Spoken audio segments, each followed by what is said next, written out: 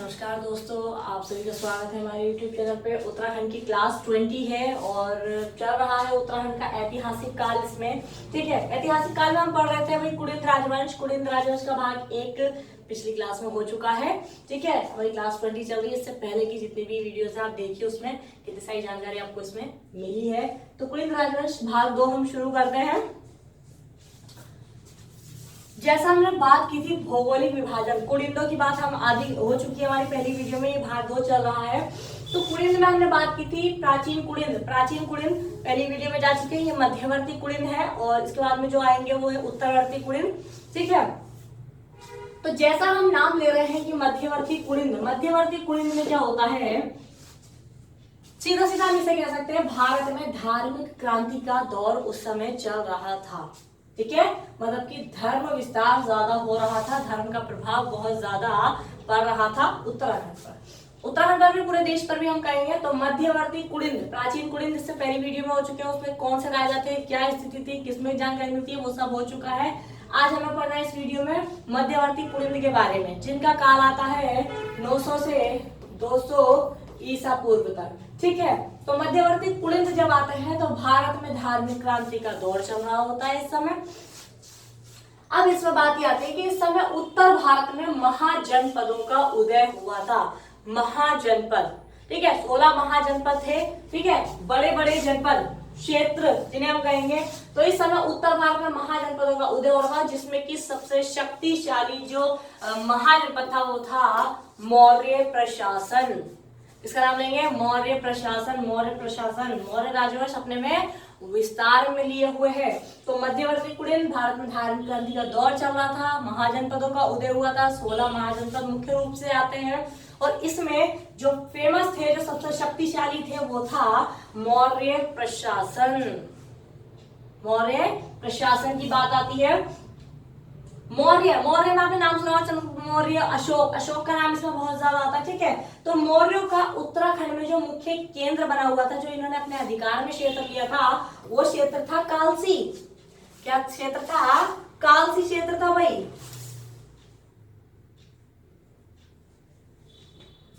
मौर्यों का उत्तराखंड में जो मुख्य केंद्र बना हुआ था वो था कालसी। अब कालसी से जुड़ी हुई जो हमारी मुख्य बातें हमारे उत्तराखंड से जुड़ी हुई वो ये है कि कालसी, अब कालसी शिलालेख लगभग सभी जानते हैं। किसका लेख था कालसी शिलालेख? अशोक का शिलालेख था। अशोक का कालसी शिलालेख। तो अशोक के कालसी शिलालेख में जो कुलिंद राजा थे उन्हें तो पुलिंद कहा गया, और जो क्षेत्र था, जो कालसी क्षेत्र था पूरा, उसे अपरांत कहा गया। समझ रहे हैं? जो यहाँ के निवासी थे, मतलब कि कुलिंद थे, उन्हें किस नाम से जाना गया? पुलिंद कहा गया। और जो कालसी का जो कालसी क्षेत्र था उसे किस नाम से जाना गया? अपरांत। अब ये पुलिंद और अपरांत, ये जो दोनों ही नाम मिलते हैं हमें किसमें मिलते हैं? अशोक के कालसी शिलालेख में हमें ये जानकारी दी गई है। तो जाहिर सी बात है, जो इस समय राजा थे या मध्यवर्ती कुलिंद जो थे, उन्होंने किसकी अधीनता स्वीकार की थी? उन्होंने मौर्यों की अधीनता। सम्राट अशोक का नाम सभी ने सुना है लगभग, तो मौर्य वंश के ही थे सम्राट अशोक। ठीक है, महान राजा थे। तो उनका कालसी शिलालेख की बात हो चुकी है। इसी समय में मध्यवर्ती कुलिंद के समय में बात आती है कि बौद्ध व जैन धर्म का प्रचार प्रसार इसमें अधिक हुआ था।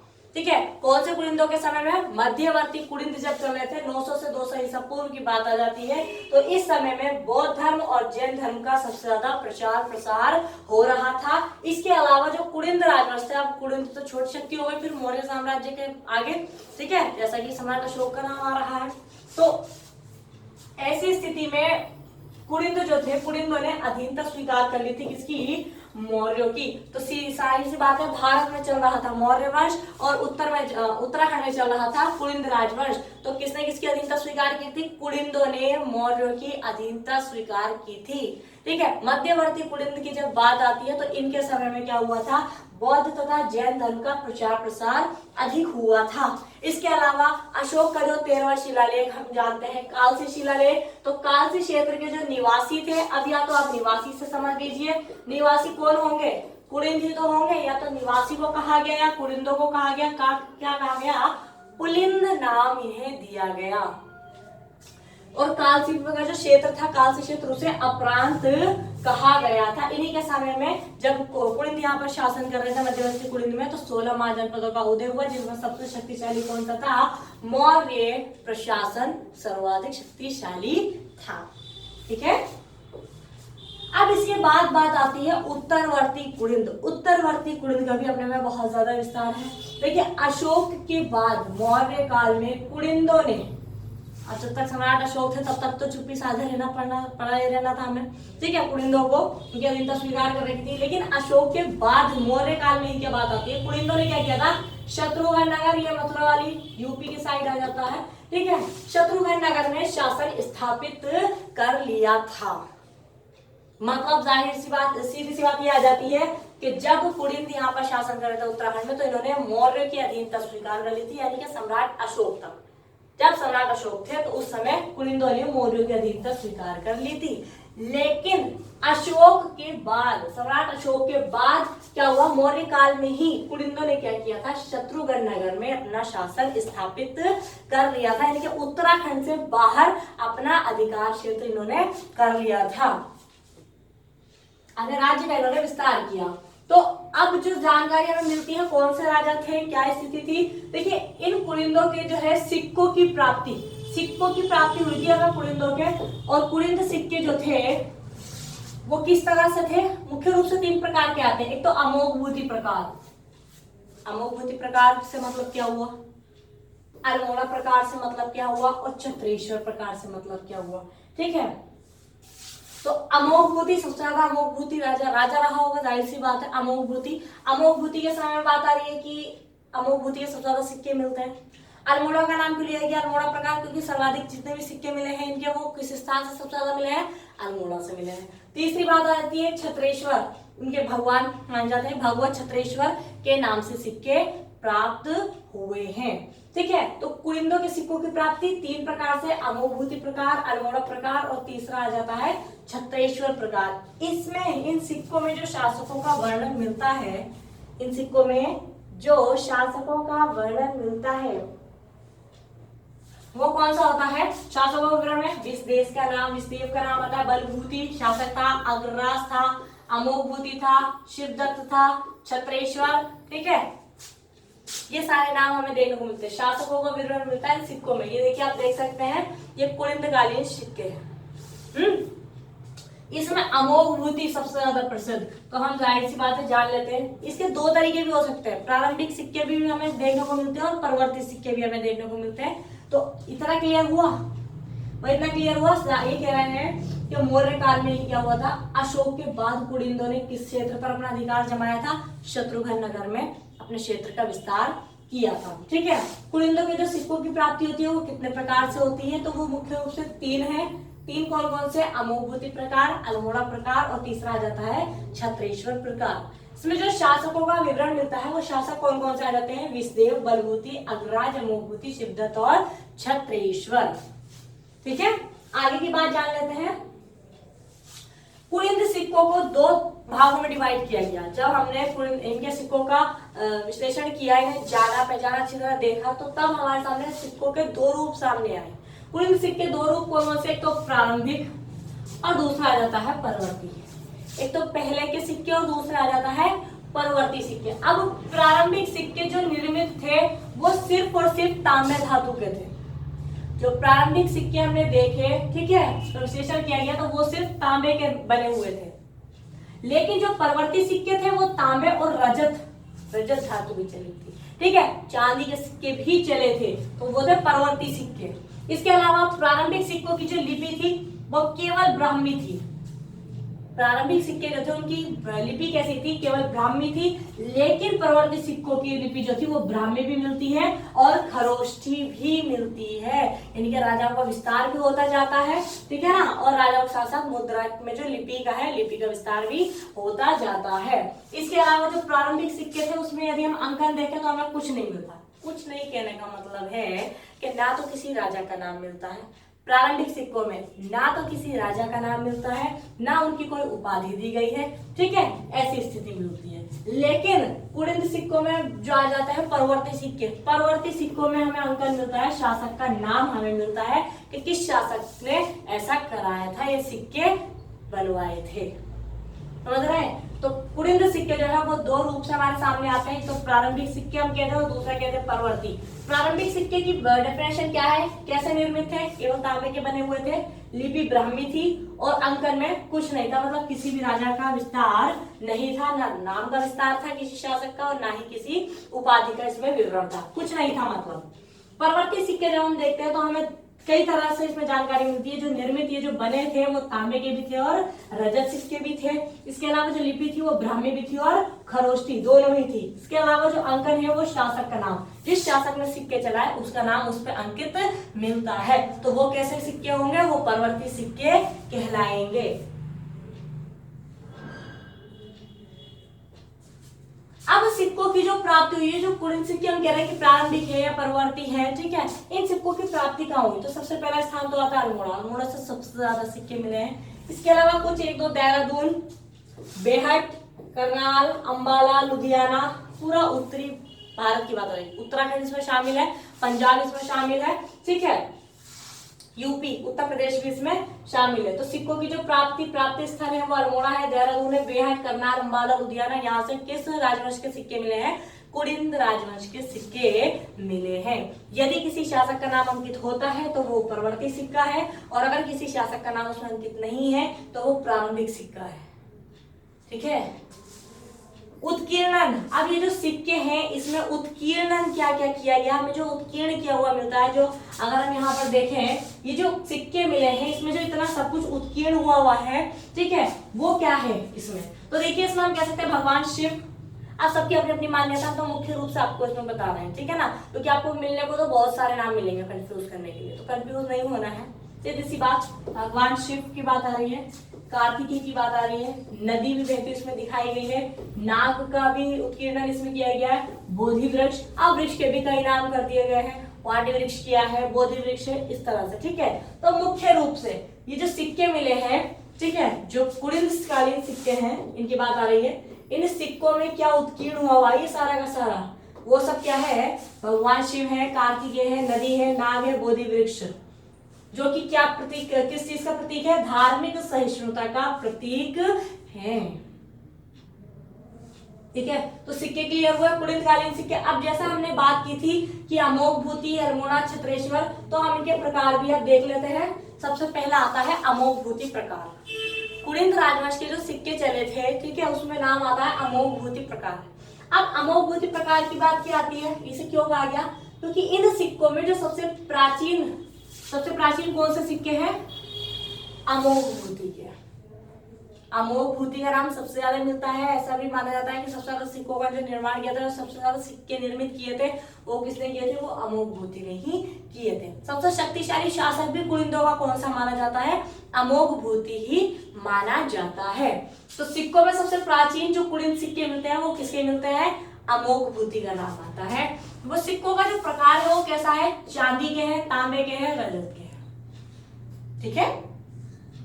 अमोघ भूति ने रजत सिक्के चलाए थे। कुड़िंद राजवंश में या कुड़िंद राजाओं में ऐसा कौन सा राजा था जिसने रजत सिक्के चलाए थे, तो वो किसका नाम आ जाता है, वो नाम आता है अमोघ भूति का। ये देख सकते हैं आप, रजत सिक्के चमक अलग ही नजर आ रही है, ठीक है। इसके अलावा जो इसमें लिपि अंकित की गई है, जो लिपि इसमें अंकित की गई है वो खरोष्ठी और ब्राह्मी दोनों ही है। जाहिर सी बात है, बताया था जो परवर्ती सिक्के हैं उसमें खरोष्ठी ब्राह्मी दोनों ही लिपि आपको देखने को मिलेंगी। कुड़िंदों के जो सबसे प्रतापी राजा थे वो कौन थे, अमोघ भूति ही थे, ठीक है भाई, अरे समझ में आ भी रहा है। कुड़िंदों के जो सबसे प्रतापी राजा थे वो कौन थे, अमोघ भूति। सबसे प्राचीन कुड़िंद सिक्के की भी किसके मिलते हैं, अमोघ भूति के, ठीक है। रजत सिक्के किसने चलाए थे, अमोघ भूति ने ही चलाए थे। अब जो इसमें लिखावट आती है तो दो पहलू, सिक्के के दो ही पहलू होते हैं। पहले जो पहला पहलू है उस पे तो ये शिवनंदी त्रिशूल बना हुआ है, शिवनंदी त्रिशूल बना हुआ है, और जो सिक्के का जो दूसरा पहलू है उसमें राज्य है कुड़िंदस्य अमोघ भूति महर्जस, प्राकृत भाषा में लिखा हुआ है। एक सिक्के के दो पहलू होते हैं। अमोघ भूति के सिक्के जितने भी थे उसमें पहले में क्या बना हुआ है, शिवनंदी त्रिशूल बना हुआ है, और दूसरे में लिखा हुआ है कि राज्ञः कुलिन्दस्य अमोघभूति महर्जस। और कौन सी भाषा में ये लिखा हुआ है, तो ये लिखा हुआ है प्राकृत भाषा में। ठीक है, इसके अलावा कुछ सिक्कों पर कुलीन्द्रीय भी लिखा गया है। क्या लिखा गया है, कुलीन्द्रीय भी लिखा गया है। ठीक है, तो ये थी अमोघ भूति प्रकार के बारे में जानकारी। दूसरा प्रकार हम देख लेते हैं, अल्मोड़ा प्रकार। अल्मोड़ा प्रकार क्यों कहा गया, क्योंकि अधिकांश सिक्के जो थे वो यहीं से प्राप्त होने पर इसे अल्मोड़ा प्रकार कहा जाता है। या तो अब ये सिक्कों के नाम ये प्रकार क्यों बने, क्योंकि या तो सर्वाधिक जो शक्तिशाली शासक था, प्रतापी शासक था, उसके सबसे ज्यादा सिक्के मिल रहा तो उसी के नाम पर अमोघ भूति प्रकार हो गया। या दूसरा कोई ऐसा स्थान जहां पर सबसे ज्यादा सिक्के प्राप्त हुए हैं तो वो हम किसका नाम ले सकते हैं, वो हम अल्मोड़ा का नाम ले सकते हैं। तीसरी बात ये कि जो किसी देवता को इन्होंने माना हो या कोई अंतिम राजा रहा हो ऐसी स्थिति, तो वो नाम आ जाता है छत्रेश्वर का। ठीक है, इस प्रकार से 3 मुद्राएं होंगी। अब दूसरा आता है अल्मोड़ा प्रकार। अधिकांश सिक्के यहीं से प्राप्त हुए। ये सिक्के जो थे वो तांबे के थे, जो अल्मोड़ा से प्राप्त सिक्के थे वो तांबे के थे। इन सिक्कों में 4 राजाओं के नाम अंकित हैं। अब वो 4 राजा कौन कौन से, जाहिर सी बात है राजाओं के नाम अंकित होने का मतलब है उनके प्रतापी, उनका विस्तार ज्यादा रहा होगा, इतिहास में प्रसिद्ध होंगे वो ज्यादा। ठीक है, तो उनका नाम अंकित है। देखिए, शिवदत्त, हरिदत्त, शिवपाली और भागवत। जो अल्मोड़ा से सिक्के प्राप्त हुए, सिक्कों में 4 राजाओं के नाम अंकित हैं, और वो 4 राजा कौन कौन से हैं, शिवदत्त है, हरिदत्त है, शिवपाली, भागवत। यानी कि अमोघ भूति सबसे पहला प्रतापी शासक, और उसके बाद में ये अन्य नाम आपको सुनने को मिलेंगे। ठीक है, अगली बात आ जाती है कि कत्यूर घाटी। कत्यूर घाटी अल्मोड़ा बागेश्वर की स्थिति आती है। यहाँ से 54 मुद्राएं मिली थी। बहुत बड़ी बात है, प्राचीन समय में राजवंश जो है शासन कर रहा था, राजनीति की थी इसने। तो वर्तमान में ये जो सिक्के हैं सारे तो उत्तराखंड में तो मिलने नहीं है। ठीक है ना, तो वर्तमान में जो ये सिक्के हैं ये कहाँ रखे हुए हैं, लंदन संग्रहालय में रखे हुए हैं। किसी न किसी म्यूजियम संग्रहालय में तो ये रखे ही जाएंगे। ठीक है, तो अल्मोड़ा प्रकार में सबसे ज्यादा जो मुद्राएं मिली है, जो सिक्के मिले हैं वो अल्मोड़ा से मिले हैं। कैसे सिक्के हैं, तांबे के बने हुए हैं। इसके अलावा 4 राजाओं के जो नाम अंकन है वो कौन कौन से हैं, शिवदत्त, हरिदत्त, शिवपाली और भागवत। कत्यूर घाटी से कितनी मुद्राएं मिली है, 54 मुद्राएं मिली है। आप ये देख सकते हैं, यहाँ पर कुछ राजा का भी अंकन इसमें बना हुआ है। ठीक है, बस साफ नहीं दिखाई दे रहा है ये स्थिति, कुछ राजा का अंकन ये फेस बना हुआ है, इस तरह से मुद्रा में दिखा रखा है उसको। ठीक है ना, तो वर्तमान में ये सिक्के कहाँ रखे हुए हैं, लंदन संग्रहालय में, लंदन म्यूजियम में रखे हुए हैं। आगे देखते हैं, अगला नाम आता है छत्रेश्वर प्रकार। छत्रेश्वर प्रकार के जो सिक्के हैं वही तांबे के हैं। ठीक है, लिपि कौन सी है, लिपि ब्राह्मी है, बहुत ही प्राचीन है। इसका मतलब कुछ सिक्कों में भगवत छत्रेश्वर महाराज लिखा गया है। भगवत भगवान मानेगा, भगवान छत्रेश्वर महाराज लिखा गया है। इसके अलावा इन मुद्राओं में बौद्ध तथा शैव धर्म प्रभाव देखने को भी मिलता है। ये छत्रेश्वर प्रकार है। अंतिम तो जाहिर सी बात है, मध्यवर्ती कुलीन में क्या हुआ था कि बौद्ध और शैव धर्म का हम क्या देखने को मिलता था, बौद्ध धर्म जैन धर्म का प्रभाव हमें देखने को मिल रहा था, वो इन सिक्कों पर, इन मुद्राओं पर भी देखने को मिला है। ठीक है, तो छत्रेश्वर प्रकार, अमोघ भूति प्रकार यहाँ पर कंप्लीट हो चुका है। देखिए, अमोघ भूति प्रकार है, उसके बाद में दूसरा आ जाता है अल्मोड़ा प्रकार, ये भी हो गया है, छत्रेश्वर प्रकार भी हो गया है। आगे देखते हैं, ज्ञात मुद्राओं के आधार पर कुलिंदकालीन जो शासक हैं उन्हें भी 3 भागों में बांटा गया है। जितनी भी हमें मुद्राएं ज्ञात हुई हैं उसके आधार पर कुलिंदकालीन, कुलिंदों के समय में जो शासक रहे थे उनको 3 भागों में डिवाइड किया गया। पहले शासक जो कि सबसे पहले में आते हैं, ठीक है, प्रतापी शासक क्योंकि जिनके सिक्के सबसे ज्यादा मिले हैं, और एक आते हैं अंतिम शासक यानी कि उत्तरवर्ती की बात आ जाती है यहाँ पर। ठीक है, तो प्रथम शासक में विषदेश, अग्रराज, धनभूति, धनभूति, द्वितीय बलभूति, इस तरह के नाम मिलते हैं प्रथम राजाओं में। और सबसे प्रतापी राजाओं में भी इससे पहले ही बताया गया था, सबसे प्रतापी में सबसे पहला तो नाम आता है अमोघ भूति का। इसका नाम आता है अमोघ भूति। अमोघ भूति के बाद शिवदत्त है, शिवपाली है, हरिदत्त है, भागवत है। वही जो 4 सिक्कों में मतलब 4 राजाओं का नामांकन था, ये वो आ जाएंगे। ठीक है, अंतिम शासक में छत्रेश्वर का नाम आता है, भानु का नाम आता है और रावण का नाम आता है। ठीक है, तो ये था ज्ञात मुद्राओं के आधार पर, जितनी भी हमें ज्ञात मुद्राएं ज्ञात हुई हैं उस आधार पर यदि हम देखें तो कुलिंदकालीन जो शासक थे वो कितने प्रकार से थे? 3 प्रकार से आ जाते हैं। एक तो प्रथम शासक, प्रतापी शासक और अंतिम शासक। प्रथम शासक में विशेष, अग्रराज, धनभूति, धनभूति द्वितीय, बलभूति, ऐसी स्थिति आ जाती है। प्रतापी शासकों में सबसे पहला नाम तो अमोघ भूति का ही रहेगा, इस बात का आप खास ध्यान रखिएगा।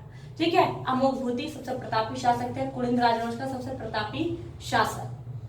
इसके बाद में नाम आते हैं शिवदत्त है, शिवपाली, हरिदत्त, भागवत, ये नाम आ जाएंगे। और अंतिम शासकों में यदि हम बात करें तो वो नाम आ जाते हैं छत्रेश्वर, भानु और रावण। इसके अलावा देखिए, इसके अलावा जानकारी जो मिलती है, प्रचलित सिक्कों से कुलिंद वंश का राजनीतिक, आर्थिक व धार्मिक समृद्धि का प्रमाण मिलता है।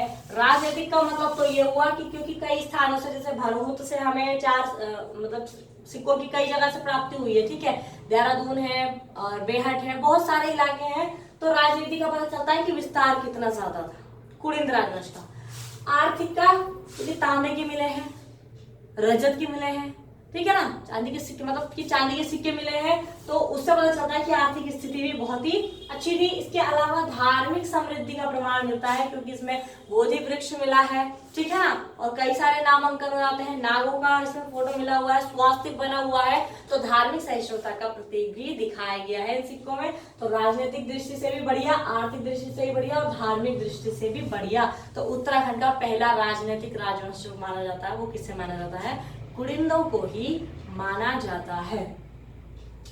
अब बात याद है कि सभी कुलिंद शासकों को खसाधिपति कहा गया है। खस अधिपति, खसों पर अधिकार पाने वाला या करने वाला स्वामी, खसों का स्वामी। सभी कुलिंद शासकों को खसाधिपति कहा गया। अब खसाधिपति क्यों कहा गया होगा? क्योंकि इन्होंने खसों पर राज किया था। अगर आप हमारी पिछली वीडियो देखेंगे तो हमने उसमें आपको बताया था उत्तराखंड की पूरा प्रजातियां, कोल, किरात और खस। ठीक है, सबसे पहले कोल थे, सबसे ही पहले कोल की बात आ जाती है, उसके मतलब प्रागैतिहासिक काल से भी जुड़े हुए और आद्यैतिहासिक काल से भी जुड़े हुए, कोल, किरात और खस। तो कोल आए, कोलों को किसने पछाड़ा? किरातों ने पछाड़ दिया। और किरातों को किसने पछाड़ दिया? खसों ने पछाड़ा। और खसों को जो किसने पछाड़ा था, खसों को जो यहाँ से हटाया था, वो हटाया था कुलिंद राजवंश ने। ठीक है, तो इसीलिए खसों को हराया किसने? इन्हें कहा जाता है खसाधिपति, कुलिंद शासकों को, क्योंकि इन्होंने खसों पर अधिकार कर लिया था। ठीक है, और एक अलग ही राजनीति, बहुत ज्यादा विस्तार, उत्तराखंड, उत्तर प्रदेश, पूरा उत्तरी भारत, उस पर क्षेत्र पर अधिकार कर लिया था, अपने अधिपत्य में से कर लिया था। तो खसों को खसाधिपति कहा गया क्योंकि इन्होंने खसों पर क्या किया था? राज किया था। अब खस कौन थे, कहाँ से आए थे, क्या स्थिति थी, वो सब हम आपको पिछली वीडियो में बता चुके हैं। ठीक है, तो आज की क्लास हम यही समाप्त करते हैं, मिलते हैं कल नई वीडियो के साथ। ठीक है।